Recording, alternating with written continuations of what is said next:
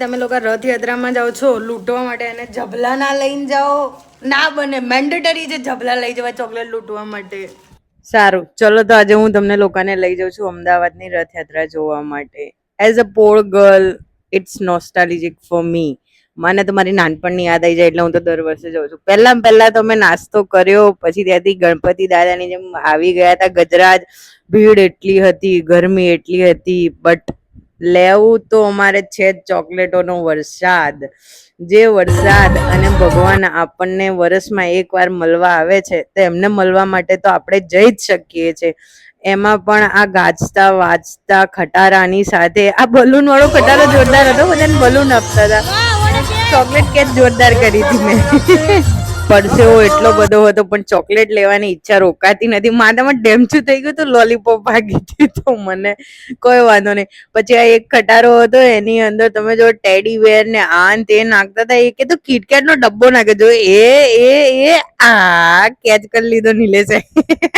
નાના છોકરા બધા કે અમને આલો કિટકેટ નો ડબ્બો. અમે ના પીએ. ખટારા પૂરા થતા જ તરત જ અખાડા આવી ગયા હતા. હા, જે બોડી બિલ્ડર પોતાની બોડી બતાવતા હતા, મને થયું હું બી થોડી મારી બોડી બતાવી દઉં આવી રીતે કરીને.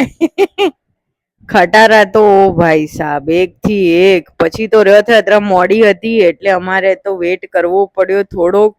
પણ ગરમી તો ના પૂછો વાત. જે બફારો તો કઈ નથી. જ્યારે જગતનો નાથ આપણી વચ્ચે આવે છે ને આપણને દર્શન આપે છે તેમના માટે તો બફારો સહન કરવો જોઈએ અને કરીશું જ અમે.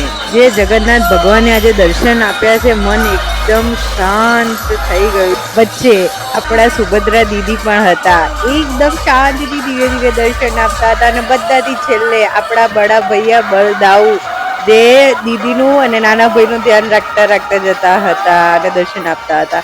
આ વર્ષ માટે આટલું જ છે. નેક્સ્ટ વર્ષ માટે ફરીથી હું તમને રીલ બનાવીને બતાવીશ કે અમદાવાદની રથયાત્રા આવી હોય છે.